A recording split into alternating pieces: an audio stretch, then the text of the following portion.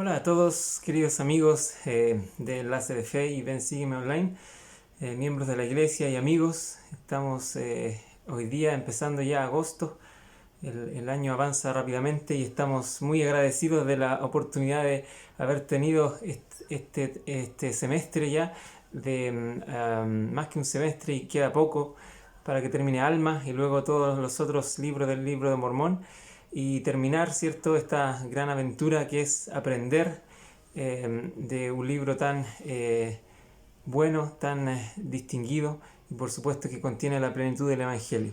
Entonces, estamos dando la bienvenida en estos primeros segundos a los que están llegando. Cada día son más de diferentes países, así que estamos muy felices de tenerlos acá. Recuerden siempre que pueden entrar a vensígueme.online, una web, ¿cierto? Y pueden ahí ver lecciones pasadas, comentar cosas, entrar al grupo de WhatsApp, de Facebook, etcétera. Entonces les quiero pedir también a quienes aún no nos siguen en el canal de YouTube que puedan entrar en Enlace de Fe YouTube y poder seguir nuestro canal y suscribirse a las notificaciones. Es un canal que queremos ir desarrollando poco a poco. Bien, entonces la clase de hoy se llama El Gran Plan de Felicidad, que también adquiere otros nombres en estos mismos capítulos, siendo el mismo gran plan de salvación. También se le llama plan incluso de restauración, que está circunscrito ahí dentro de este gran plan, y otras connotaciones que también aparecen en Alma. Entonces, bueno, ahí se ve la imagen básicamente del gran acontecimiento que nos hace ser vivificados nuevamente, que es Jesucristo ante María. Y la clase en sí describe muchas cosas. Describe en cuanto a, bueno, los primeros principios acá se ven hacia al hijo de Alma, Coriantón, hablando sobre el pecado sexual como abominación, ¿cierto? También se habla de la resurrección, el juicio, el plan de salvación, la fe, la expiación como parte central de ese plan de redención. Y hay algunos videos acá que les recomiendo ver, que hablan un poco de la pureza sexual. Están muy ligados a Alma 39 y es bastante recomendable verlos. Hay testimonios incluso de cristianos sin denominación específica que se adhieren al principio de guardar la ley de castidad y la importancia. Bien, hablando de estos temas tan importantes como son la resurrección y los demás, ayer hice una pregunta en Enlace de Fe que rápidamente llegó a 500 comentarios o más, de que si tuviera la oportunidad de visitar el mundo de los espíritus, el paraíso, ¿a quién visitarían? Y de verdad que da emoción leerles. Muchos empezaron digamos, a etiquetarse, a poder recordar a sus familiares que se han ido también y mencionarlos como prioridad en una visita y cuánto los extrañan. La clase de hoy precisamente trae esperanza para eso, porque habla de la resurrección y todo lo que nos espera para vencer las muertes que hay, en específico también la muerte física. Bien, como siempre lo hacemos, vamos a ir directamente a las escrituras. En Alma 39 entonces son los mandamientos a Coriantón hasta el 42 que vamos a ver hoy. Comienza entonces este preocupado padre hablándole a su hijo en cuanto a algo que obviamente le apesadumbraba, que era lo que él hizo que no era agradable a la vista de Dios. Le menciona que no hizo lo correcto, que se jactó de su propia fuerza, sabiduría, etc. Y el 4 declara llanamente, o el 3 al final, que él se fue tras una ramera. Y el 5: ¿no sabes tú, hijo mío, que estas cosas son una abominación a los ojos del Señor? Sí, más abominables que todos los pecados, salvo el derramar sangre inocente o el negar al Espíritu Santo.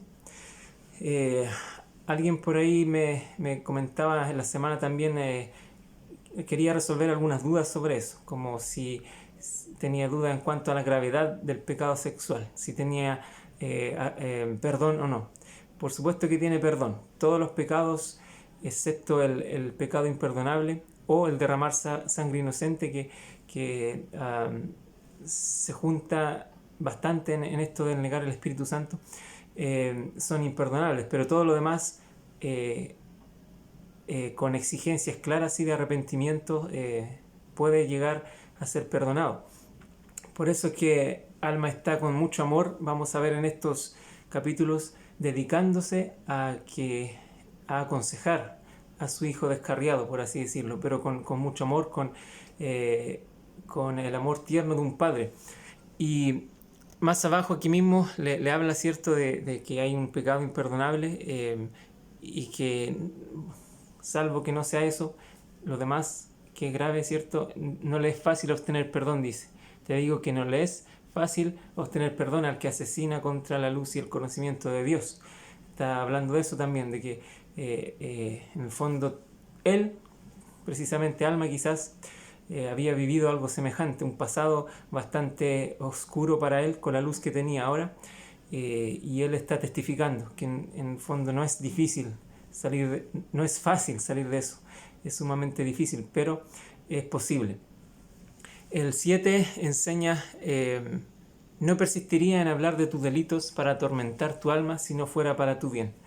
Esto lo tenemos que comprender muy bien los que somos padres, los que pretenden hacerlo, porque cuando uno, padres y maestros, digo, al final todos, cuando pretendemos hablarle a alguien muy cercano, sobre el cual tenemos la confianza de hablar de digamos, su vida, sus planes, su pasado, etc. Incluso las cosas malas, como se puede hacer quizás con un hijo, en una entrevista familiar, por ejemplo, que no tengan el propósito de atormentarles, como aquí dice, sino para la mejoría de esa persona, la mejoría espiritual. Y eso lo dice en los primeros versículos, luego empieza a enseñarle muchas cosas.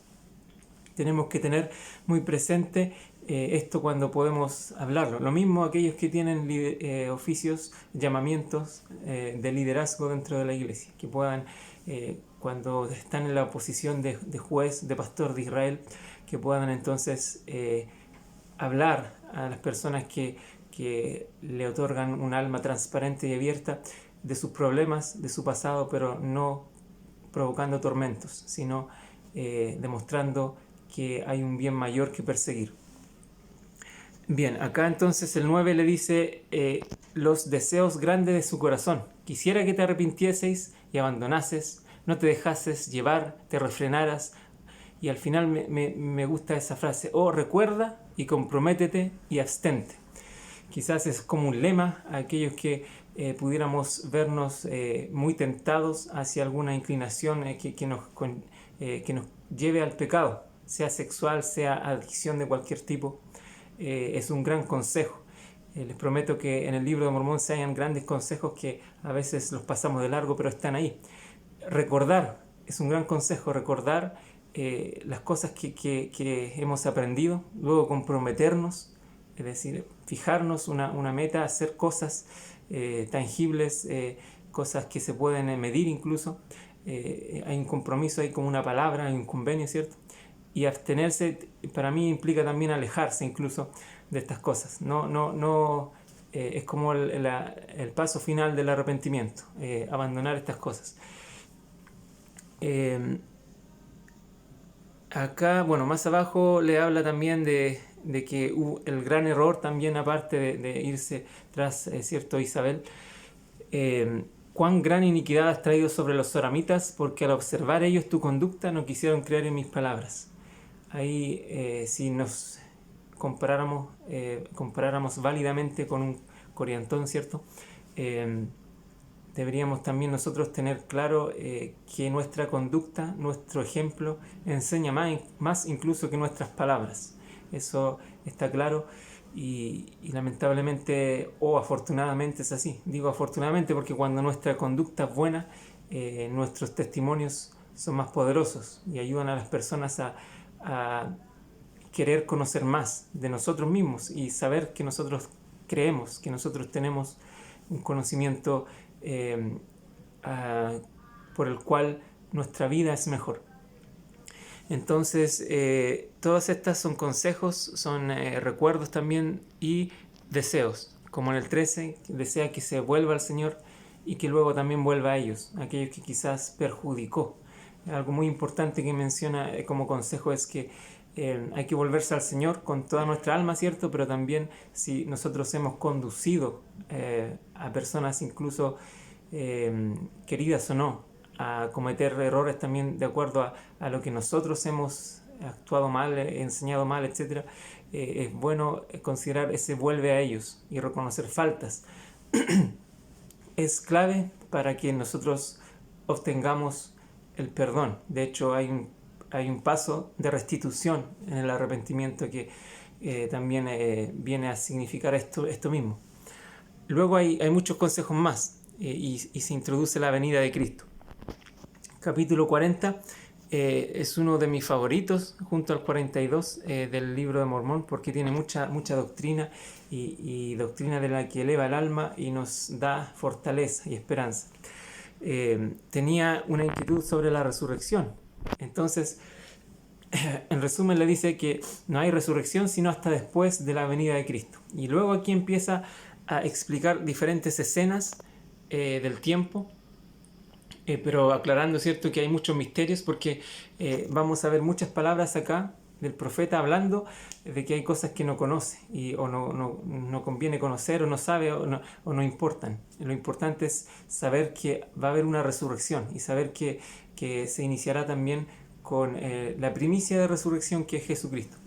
El mismo 5 dice: ahora bien, con respecto a que si habrá una primera o una segunda o una tercera vez en que los hombres han de resucitar de los muertos, nada importa, pues Dios sabe todas las cosas, y bástame saber que tal es el caso, que hay un tiempo señalado en que todos se levantarán de los muertos. Basta tener ese testimonio. Los demás son detalles que, por supuesto, es muy interesante saberlos, por eso los estudiamos, tenemos clases, etc. Pero lo que realmente nos llena el alma es que tener el conocimiento que va a suceder.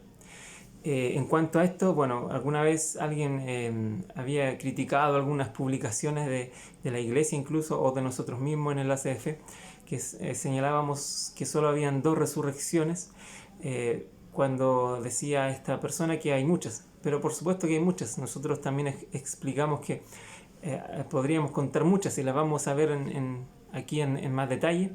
Pero cuando se habla de la primera y la segunda resurrección, generalmente, incluso basándonos en la guía del estudio de las Escrituras, se refiere a la primera resurrección en el milenio y a la última al final, primero de los justos, luego de los injustos. Por supuesto que van a haber muchas entre medio, y hubo otra en el tiempo de Jesucristo mismo, cuando resucitó con otros santos más. Podríamos contar otras situaciones, pero lo importante es entender esto. Cuando se habla quizás de primera y segunda, se está hablando en ese contexto milenario, pero hay muchas más si hablamos en el otro contexto general. Aquí tengo una nota. ¿Cuántas personas resucitarán? Una gran pregunta que una vez me la hizo un hermano en la misión, que quizás no tenía tanto conocimiento de las Escrituras, y es bueno que hasta en la Biblia está el conocimiento de que todas las personas que hayan vivido sobre la tierra resucitarán. Y eso es un gran conocimiento esperanzador, de acuerdo a la pregunta que hacíamos ayer en las páginas, en las redes sociales, y nos dimos cuenta de que muchos de ustedes extrañaban a muchos de sus seres queridos, como yo extraño a mi padre, por ejemplo, y lo importante es que todos van a resucitar, no hay excepción, es el don gratuito de Jesucristo. ¿Quién resucitará y cuándo? La primera resurrección o la resurrección de los justos, ¿cierto? Y aquí empieza hablando de esta, dice, durante la resurrección de Cristo. Ahí va lo que pasó cuando resucitó Jesucristo, es que los profetas y algunas otras personas justas que recibirán la gloria celestial. Eso de hecho aconteció. Tenemos otro punto, durante la segunda venida de Cristo, otra resurrección. Esos son los justos, los que recibirán una gloria celestial. También se le habla como que el momento de la venida es como si fuera también contado el inicio del milenio. Ahí uno tiene que estudiar a fondo esas escrituras, sección 76 y 88 y al Apocalipsis. Y tenemos también otra al comienzo del milenio, que se habla en la sección 88 de que los de la gloria eterna, en la segunda trompeta que se toca, según el Apocalipsis, resucitarán también al comienzo del milenio. Y hay otra segunda resurrección, o la resurrección de los injustos, que viene después y está explicada en la sección 76-17. Y al final del milenio, los que recibirán una gloria celestial, dice. Ahí hay otra trompeta que se toca, ¿cierto? Y también habla de los hijos de perdición, que está hablando, bueno, no directamente habla de resurrecciones, pero está hablando de que al final del milenio también van a estar los hijos de perdición para ser juzgados. Entonces ahí tenemos bastantes instancias que explican cuándo, en qué instancia se va a resucitar. Bueno, luego hay ciertas enseñanzas, pero más que nada preguntas y de Alma, que está hablando de este tiempo. Hay un tiempo antes de resucitar, hay cosas que él no sabe, dice, etc. Y aquí hay algo importante, el 11, dice: respecto al estado del alma entre la muerte y la resurrección, y aquí un ángel me ha hecho saber que los espíritus de todos los hombres, en cuanto se separan de este cuerpo mortal, si los espíritus de todos los hombres, sean buenos o malos, son llevados de regreso a ese Dios que les dio la vida. Muchos piensan al leer esto vagamente que van directo así, como que ya van cada uno a un juicio final y directo a Dios o al infierno. Acá hay una explicación del presidente Cannon que dijo: Alma no tiene la intención de comunicar la idea de que son llevados de inmediato a la presencia de Dios. Él evidentemente emplea esa expresión en sentido restringido. ¿Cómo lo supo el presidente Cannon? Bueno, leyendo también los siguientes versículos en estos capítulos. Está hablando aquí de que hay algunos que serán recibidos en un estado de felicidad, y hay otros que más abajo dice serán echados en tiniebla de afuera.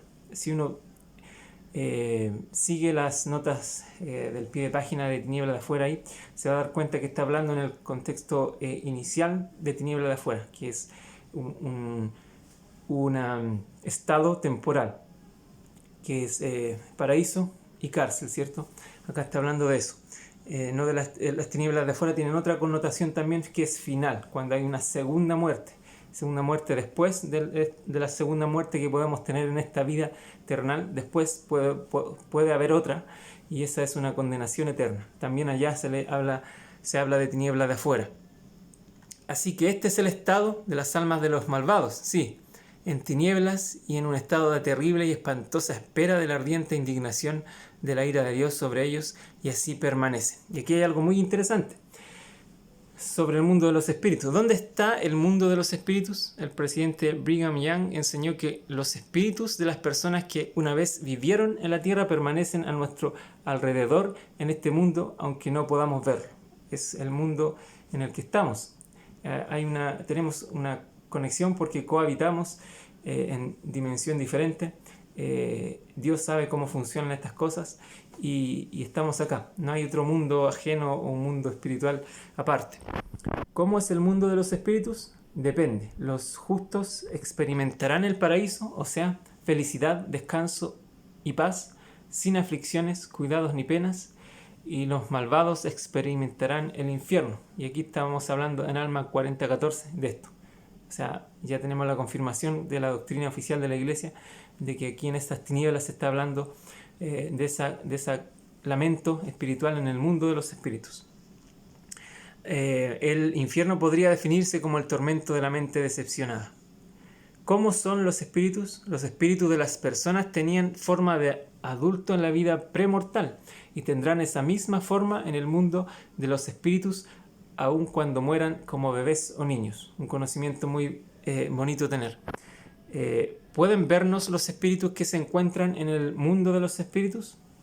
Sí, cuando es necesario. El presidente Joseph F. Smith dijo que quienes se encuentran en el mundo de los espíritus pueden vernos con más claridad que nosotros a ellos, y que su solicitud por nosotros y su amor por nosotros y su afán por nuestro bienestar debe ser mayor que los que sentimos por nosotros mismos. ¿Pueden ser tentados todavía los espíritus que se encuentran en el mundo de los espíritus? Si ustedes son fieles en esta vida, Satanás no tendrá poder sobre ustedes en el mundo de los espíritus. Los malvados estarán sujetos a Satanás del mismo modo que lo estaban en la tierra. Como explicó el Elder Ballard, el momento para arrepentirse es esta vida, ya que es aquí en la vida mortal que el cuerpo y el espíritu pueden aprender juntos. Hay un aprendizaje distinto a aprender sin un cuerpo. Y quizás eso, el no tener cuerpo y al haber vivido una vida justa, quizás también sea una ventaja después, porque habrá menos tentación del adversario.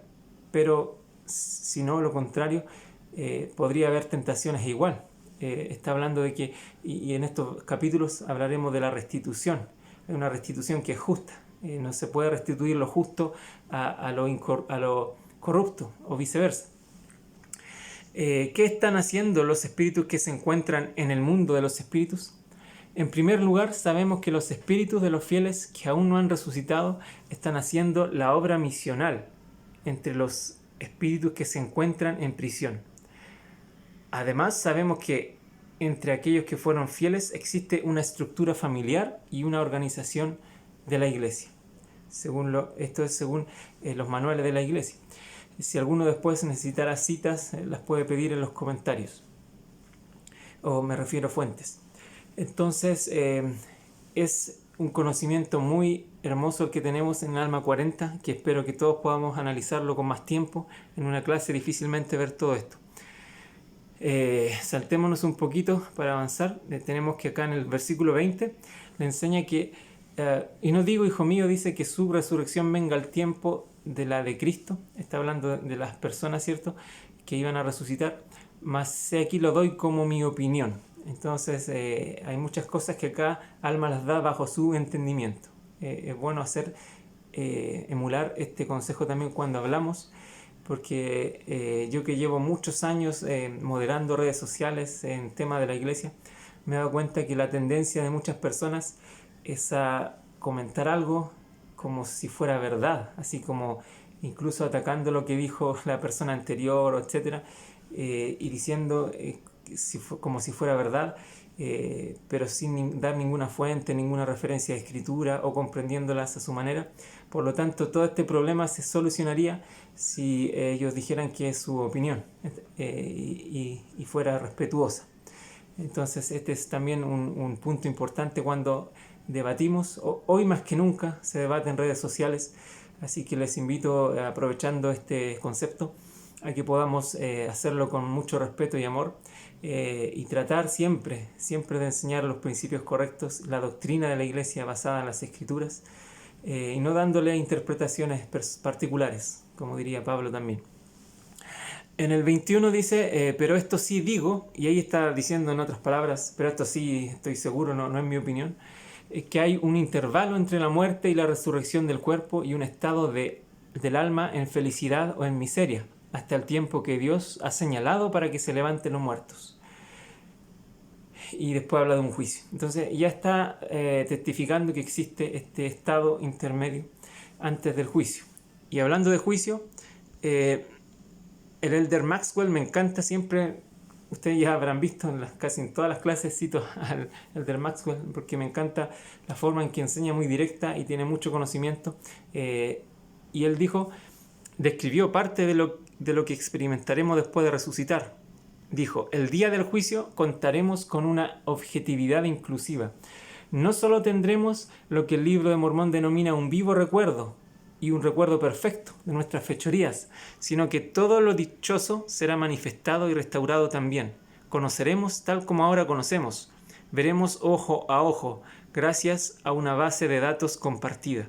Entre todo lo que será restablecido, según un versículo que también leeremos a continuación, estará la memoria, que en algún momento también incluirá los recuerdos de la vida premortal.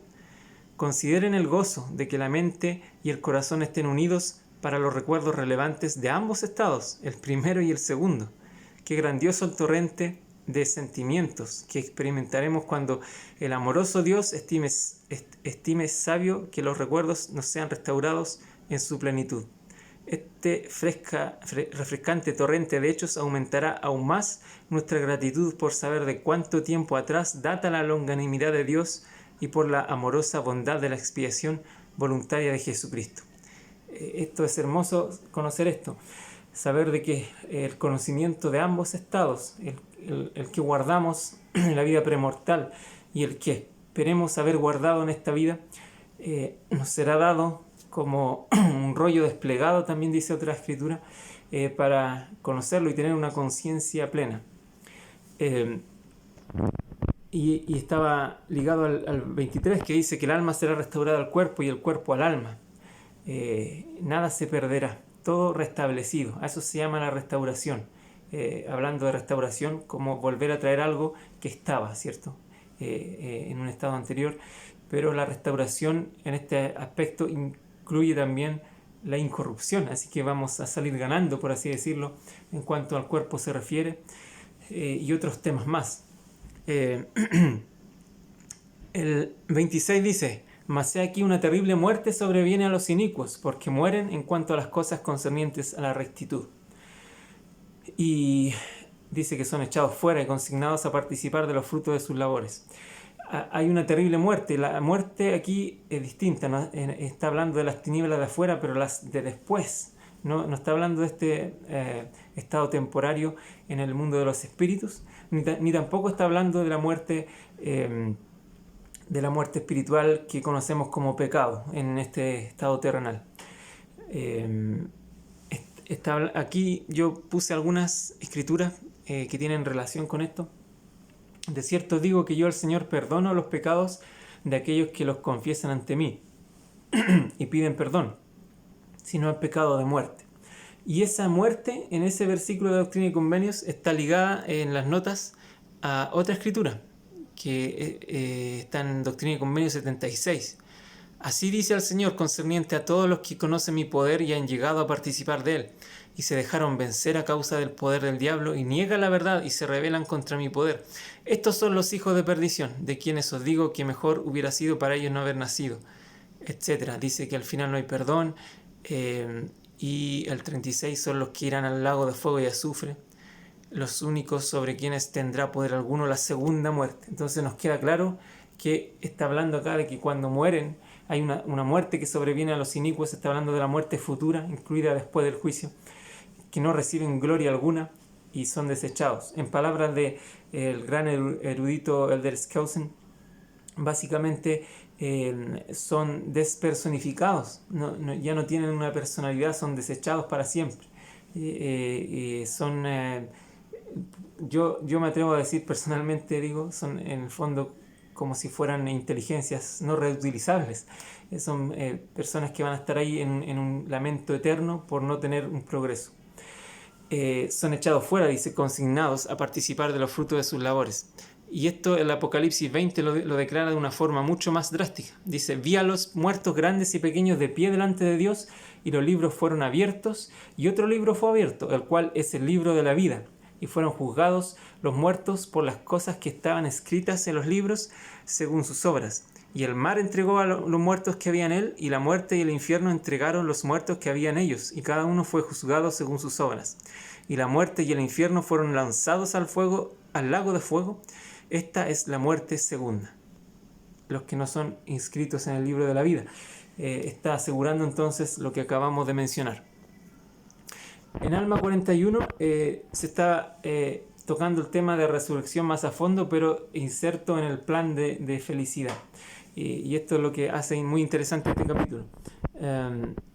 Primero está hablando menciona el plan de la restauración. Hay un plan de restauración. Es como si fuera casi un sinónimo del plan de felicidad.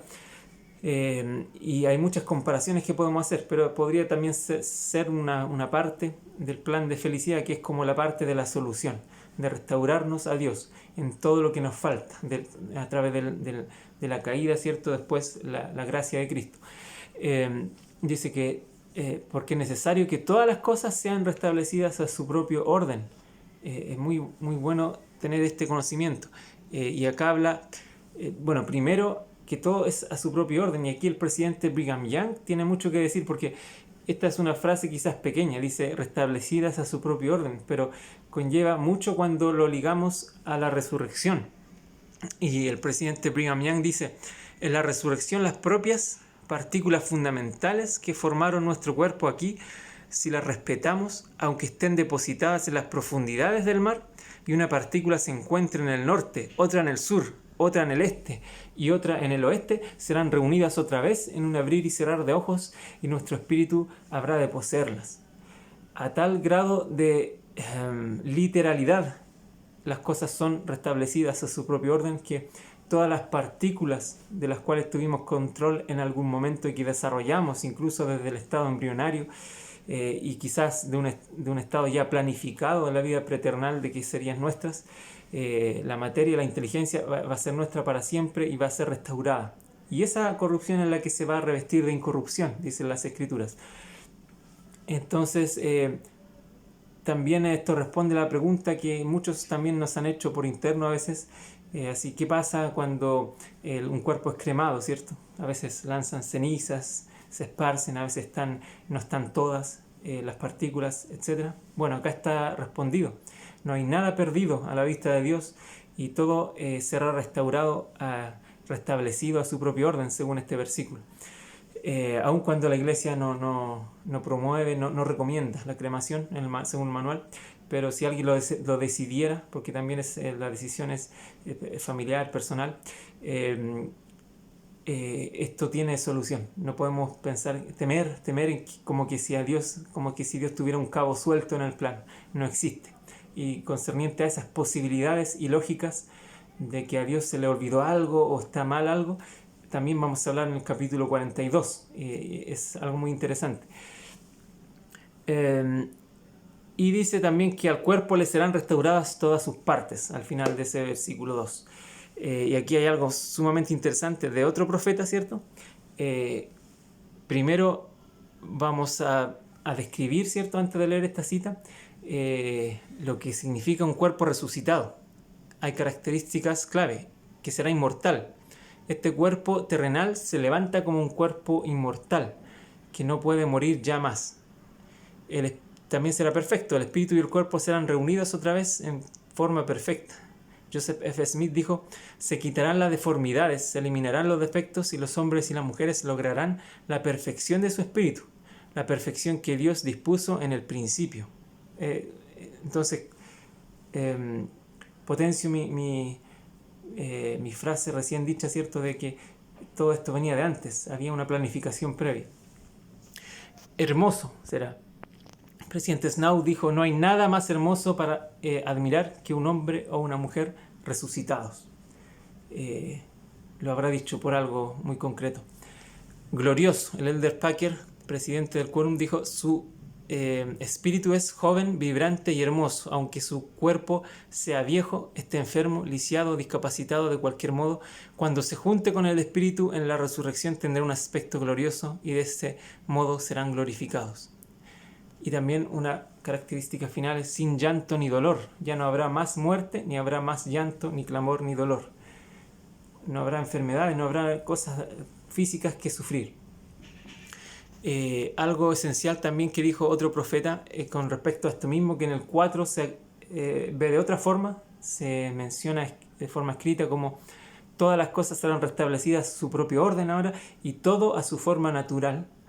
También otro profeta tiene que decir aquí, que es el gran presidente Joseph F. Smith, y esta es una cita que les pido que puedan escucharla ahora, leerla y considerarla como un complemento de lo que acabo de leer del Elder Packer, que él dice que todo será restaurado a su perfecta forma, incluso el lisiado, la persona que tenga deficiencias, llegará a ser perfecto igual.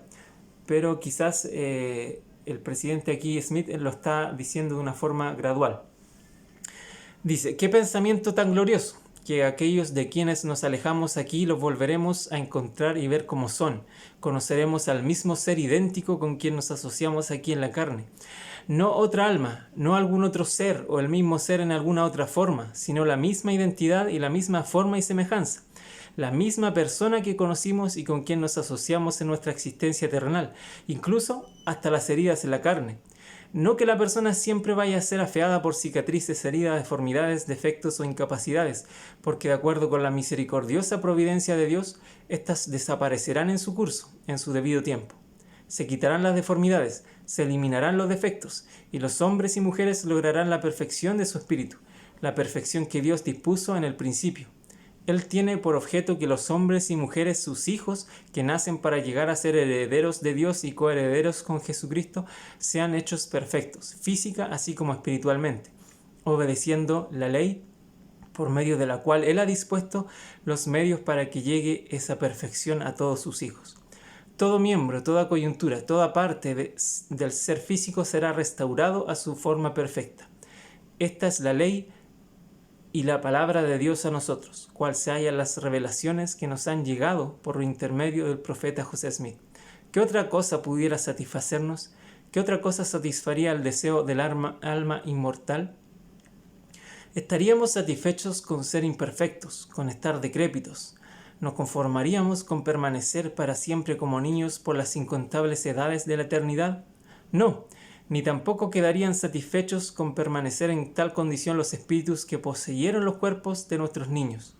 Pero sabemos que nuestros hijos no se verán obligados a permanecer siempre como niños en cuanto a estatura, porque en esta dispensación se reveló de Dios la fuente de verdad, por conducto de José Smith el profeta, que en la resurrección de los muertos, el niño que fue sepultado en su infancia resucitará en la forma del niño que era cuando fue sepultado, pero entonces empezará a desarrollarse. Desde el día de la resurrección, el cuerpo se desarrollará hasta que llegue a la medida completa de la estatura de su espíritu, bien sea varón o hembra. ¿Qué le sucederá a las personas que murieron de niños? Bueno, acá está en resumen, de acuerdo también a lo que dijo José Smith, los padres de un niño que ha muerto durante la niñez tendrán la alegría, el placer y la satisfacción de criar a ese hijo después que haya resucitado hasta que alcance la estatura completa de su espíritu. Este es un conocimiento maravilloso, quizás no es tan común saber estas cosas,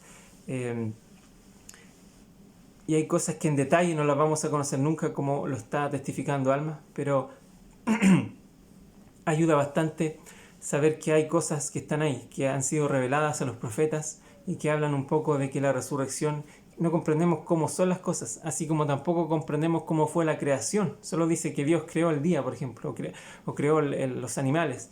No hay una forma en que diga cómo lo hizo, cómo lo planificó, qué elementos usó. No hay recetas, así tampoco tenemos el conocimiento aquí de cómo será, pero hay sí conocimiento seguro de que la resurrección, a través de la revelación que acaba de decir el presidente Joseph F. Smith, se efectuará y llegaremos todos a ser perfectos, pero también nos reconoceremos. Quizás si yo tengo ese lunar ahí, quizás lo voy a tener, y no tengo por qué saber ahora si tener un lunar es parte de perfección o no, como para que se quede ahí. Eso no me favorece en el conocimiento, pero sí es bueno que lo estudiemos para saberlo, para tratar de expandir nuestra visión, nuestra mente y tener revelaciones personales, enteramente personales, para glorificar a Dios en su plan. Pero sí es importante que sepamos de eso, de que la perfección llegará. Incluso ustedes, si tienen conocidos o ustedes mismos están sufriendo por alguna dolencia física, alguna incapacidad, lo que sea, eso va a ser subsanado y el poder de Cristo lo permite. Este capítulo es genial y no nos queda mucho tiempo. Déjenme ver aquí, creo que hay otro. A ver, no, eso está bien. Versículo 10 está hablando de que la maldad nunca fue felicidad. Todos conocemos eso y me encanta la cita del presidente Benson. No puedes hacer lo malo y sentirte bien, es imposible. Es eso lo que transmite este mensaje. Luego aquí yo pinto en color otro quiasmo. Recordemos que la semana pasada analizamos el quiasmo. Acá encontré otro. Restauración arriba lo puse en verde y acá está restauración abajo. Después tenemos en celeste maldad nunca fue felicidad y acá contrario a la naturaleza de la felicidad. Está su correspondencia, ¿cierto? En rosado dice estado natural y en rosado puse contra de la naturaleza de Dios. Va relacionado. Después tengo en naranjo estado carnal y puse sin Dios, que en el fondo es el estado carnal. Después en amarillo y el de amargura con su contraparte ligaduras de la iniquidad. Es un quiamo también que habíamos hablado en la clase pasada, que es concretar en ciertos segmentos de doctrina en un principio fundamental. En este caso es la iniquidad, cómo, en todo lo que dice este capítulo es cómo levantarnos también de la iniquidad. Ese es un dato adicional. Pero en el 13 está, digamos, el propósito. El significado de la palabra restauración es volver de nuevo. Es lo que habíamos dicho más arriba. Y pasemos al capítulo 42, porque había algo que aún no comprendía bien Coriantón y tenía relación con que no podía comprender en cuanto a si era, por qué era justo que el pecador tuviera que padecer. Y aquí empieza, la verdad es que este capítulo 42, me queda poco tiempo, voy a tratar de ver todo esto en 10 minutos, pero es uno de mis capítulos favoritos del Libro de Mormón. Así que les pido que puedan, personalmente, que puedan ustedes analizarlo en sus hogares. Es un capítulo lleno de inspiración y doctrina. Le empieza a hablar de acuerdo a por qué en el fondo es necesario un castigo, por qué es necesario que haya justicia, etc. Y en resumen, de que le habla de la historia del jardín de Edén, en resumen está el 6, que dice que al hombre al final, después de esta gran caída, le fue señalado al hombre que muriera. Y el hombre se vio perdido para siempre, se tornó en hombre caído. Esa es la parte central de por qué necesitamos tanto misericordia como justicia. Y bueno, acá habla el 8 del gran plan de felicidad. Aquí le está cambiando un poquito el nombre, como dijimos. Ya habíamos hablado del plan de salvación, plan de redención en los capítulos, clases pasadas, también recién plan de restauración, pero ahora gran plan de felicidad. Sigue hablando de la caída, etc. Y acá hay algo que destacar. Bueno, aquí ya se introduce la expiación, versículo 15, muy clave.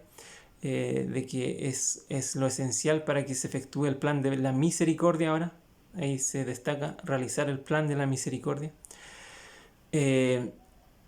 Y bueno, acá en el versículo 23, para mí este versículo es esencial. Y me encanta completo el versículo. Dice, mas Dios no cesa de ser Dios y la misericordia reclama al que se arrepiente y la misericordia viene a causa de la expiación y la expiación lleva a efecto la resurrección de los muertos y la resurrección de los muertos lleva a los hombres de regreso a la presencia de Dios y así son restaurados a su presencia para ser juzgados según sus obras de acuerdo con la ley y la justicia.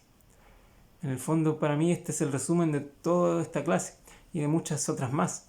Está hablando de lo que Dios hace para cumplir. Y esto yo lo destaco en la primera frase, más Dios no cesa de ser Dios, porque en este capítulo, en el versículo 13, aquí, hay muchas personas detractores del Libro de Mormón por la frase final, que ahí dice, pero la obra de la justicia no podía ser destruida, de ser así, Dios dejaría de ser Dios. Algunos han dicho, malinterpretado, que el Libro de Mormón intenta decir que hay una opción, una posibilidad de que Dios deje de ser Dios, así como es una herejía del Libro de Mormón. Pero la verdad es que esta es una forma de escritura también hebrea. Y lo voy a poner aquí. Según mis propias palabras, es una estructura lógica, binaria, para asegurar algo en base a un juramento o conocimiento ineludible. Y esto el Señor mismo lo usó y también otros profetas. Voy a poner el ejemplo en Ezequiel 17:19. Dice, por tanto así ha dicho Jehová al Señor, vivo yo que ciertamente el juramento mío que menospreció y mi pacto que ha quebrantado lo traeré sobre su propia cabeza. Lo importante aquí dice que Jehová el Señor, vivo yo que ciertamente el juramento mío, etc. Y empieza a poner condiciones. Él está diciendo que lo está poniendo como un hecho, como vivo yo y esto tiene que pasar sí o sí. Lo mismo pasa con Mormón 9:19. Dice, y si entonces se hicieron milagros, ¿Por qué ha dejado Dios de ser un Dios de milagros y sigue siendo todavía un ser inmutable? Y aquí os digo que Él no cambia. Si así fuese, dejaría de ser Dios, y Él no cesa de ser Dios, y es un Dios de milagros. Es decir, la pregunta ¿por qué ha dejado Dios de ser un Dios de milagros? No lo está dando como un hecho. Está dando una forma supuesta para eliminar las condiciones alternativas a que se cumpla algo. Y por eso es que yo lo agrego junto a una escritura clave que también es un dominio de las escrituras, ¿cierto? Que dice, yo, el Señor, estoy obligado cuando hacéis lo que os digo. A eso se refiere. En su propio lenguaje, Jehová, el gran Jesucristo, ha tenido maneras de expresarlo a través de vivo yo, o en muchas partes del Antiguo Testamento firmaba, yo Jehová, o vive Jehová. Así como vive Jehová y que pasará estas cosas. En el fondo está diciendo que la cosa que va a pasar sí o sí, porque sí, efectivamente vive Dios.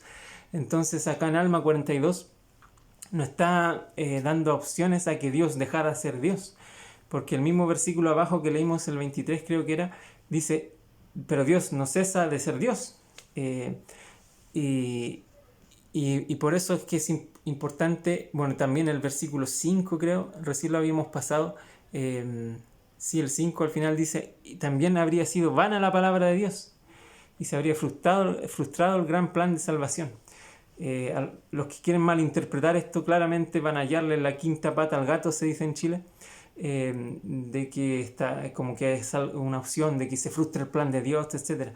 Para nada, es una forma de escribir muy tradicional en el pueblo hebreo, que denota, es para denotar que algo es tan lógico que suceda como lo otro lo es. Por lo tanto, no hay ninguna posibilidad alternativa de que suceda algo distinto. Es decir, yo al Señor estoy obligado. Eso es lo que quiere decir estas escrituras. Entonces, más abajo este mismo capítulo dice en el 26 que a la vez son grandes y eternos propósitos que fueron preparados desde la fundación del mundo. Y así se realiza la salvación y la redención de los hombres y también su destrucción y miseria. Un gran mensaje de Alma 42 es este. Hay un futuro por labrar que tiene relación con nuestras propias obras, pero también hay misericordia hacia la cual acudir cuando no podemos dar más de nosotros mismos y de acuerdo a este sacrificio infinito y eterno podemos obtener de su gracia. Y algo que recordé hace poco es que la gracia de Cristo no es un poder que está a la espera en una cuenta bancaria final con un crédito increíble que solo puede ser ocupado el día del juicio. No, la gracia de Jesucristo la podemos ocupar todos los días de nuestra vida. Hoy día mismo, si estamos faltos de algo, basta con que nos humillemos de corazón, de rodillas por supuesto, y poder expresar esta falta, esta necesidad espiritual del perdón y otras cosas más, hacer el bien hasta que más no podamos, reconocer nuestras debilidades, pedir perdón por nuestros pecados y seguir adelante. Estamos también teniendo milagros en el presente de nuestras vidas, probando de su gracia en el día a día y no esperando a que simplemente sea un torrente de bendiciones final que tenemos en una balanza de juicio en el último día. La gracia de Cristo es algo que podemos vivir día a día. Y hay muchos propósitos. Esta clase daba para mucho más, pero la intenté resumir en lo que pude, pero ustedes van a poder aprenderlo si lo estudian más a fondo en sus hogares, con reflexión y con espíritu de oración. Yo solo les dejo con mi testimonio. Sé que Jesucristo es el Dios. Acá en esta clase también en un versículo que no alcanzamos a ver hablaba de que Dios mismo expía los pecados del mundo. Exacto. No es que Elohim, el Padre, haya descendido, sino que Él dio todo poder y todo juicio al Hijo. Por lo tanto, Él también dice que Él es nuestro Dios. Y el mismo Dios expía nuestros pecados. Y eso tengámoslo en cuenta. Nuestra sangre es tan preciosa, nuestra vida es tan preciosa, que el mismo Dios ha venido a salvarnos. Y comparto estas cosas en el nombre de Jesucristo. Amén.